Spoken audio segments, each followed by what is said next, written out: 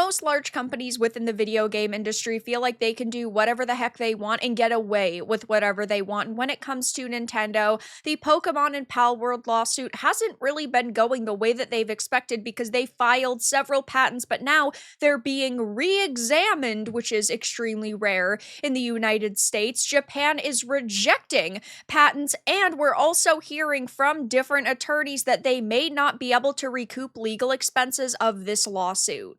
I have a few different things to show off, but before I get into the topic, if you enjoy the content I create, check out the links in the description, join the community in my live streams, and consider supporting through Patreon or YouTube memberships. So, of course, we've all been talking a lot about Pokemon versus Palworld and what this could mean for the future of the video game industry because there have been several patents filed, which does not look good for Nintendo and also games that are similar to Pokemon. And of course, I have loved plenty of Nintendo games in my life. I'm sure many of you have as well, but I think that this situation is absolutely ridiculous, and I do not think that Palworld did anything wrong. I think that their game should not have been altered in the first place. I don't think they should have been forced into changing it due to this lawsuit, but the director of the US Patent and Trademark Office has now ordered a very rare re-examination of Nintendo's controversial summon character and let it fight Pokemon patent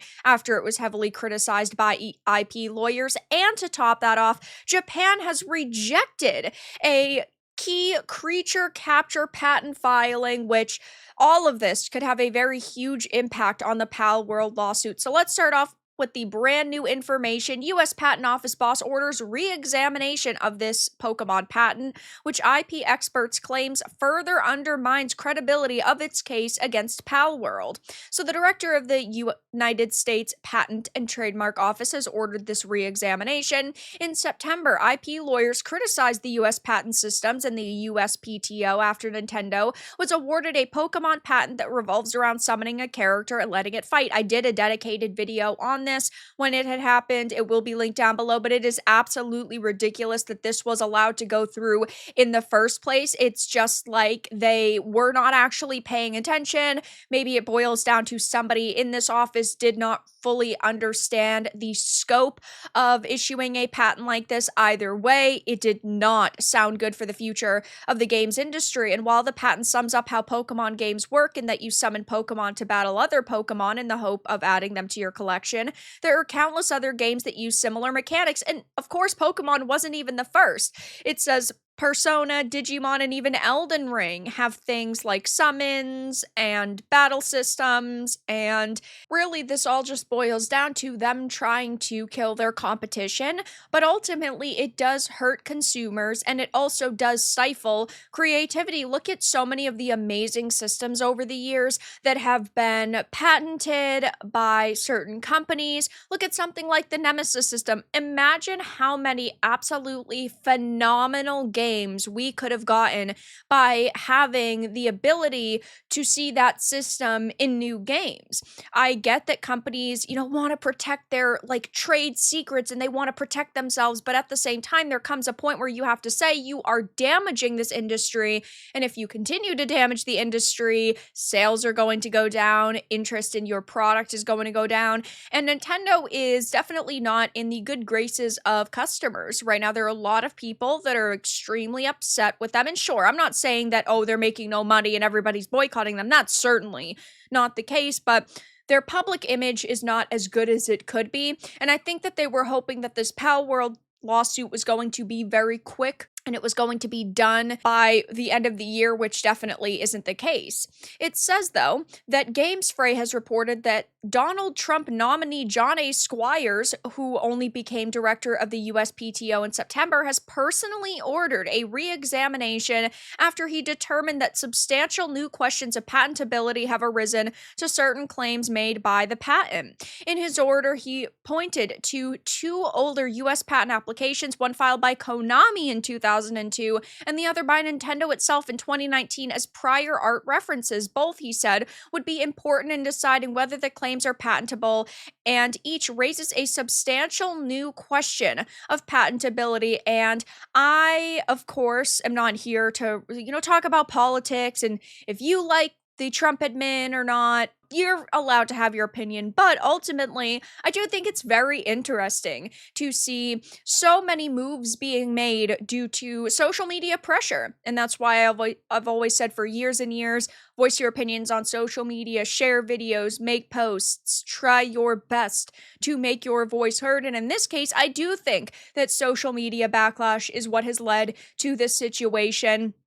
I don't think that, oh, this is just because of IP lawyers. I think this is because of everybody, period, which is, of course, phenomenal, at least in my opinion. And it says, so what happens next? There may not be further developments this calendar year relating to Nintendo's lawsuit against Pocket Pair or patents that are related to it, but decisions are expected next year. Now, we had just heard a few days ago that Japan had rejected key Nintendo creature capture patent filings, which is wild that all of this is happening time after time after time so quickly.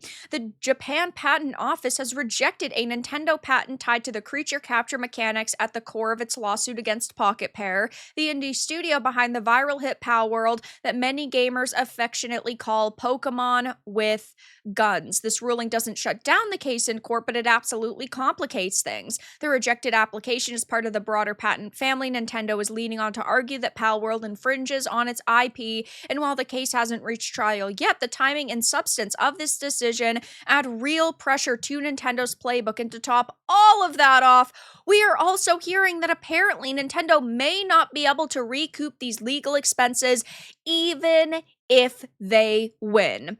According to this individual, Pocket Pair has been following a standard legal strategy to defend itself so far. This includes denying infringement, claiming invalidity of Nintendo's patent rights based on prior art found in existing games, arguing lack of novelty and lack of inventive step. And interestingly, Kurihara also suggests that the scale of this lawsuit could potentially make it somewhat fruitless for Nintendo to assert its claims against Palworld. They are employing lawyers from TMI Associates, one of Japan's top 5 law firms, which has multiple bases across Japan, Singapore, Silicon Valley, London, etc., and specializes in IP cases. On the other hand, Pocket Pair is also being represented by major international law firm Nishimura and Asashi, with both parties enlisting high-profile legal teams. Kurihara comments, although it's a crude point to bring up, I can't help but think that Nintendo may not be able to recoup the legal costs even if they win, and the exception would be if they were to increase their claim amount from the current 10 million yen,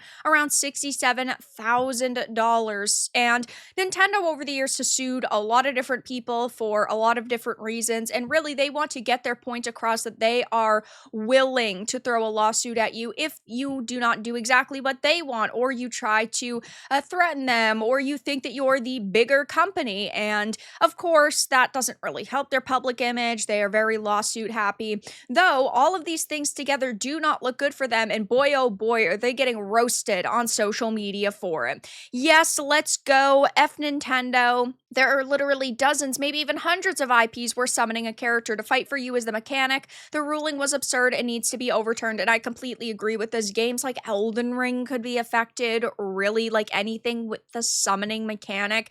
That is an absolutely wild thing to be able to patent in the first place, and I do hope that this gets overturned.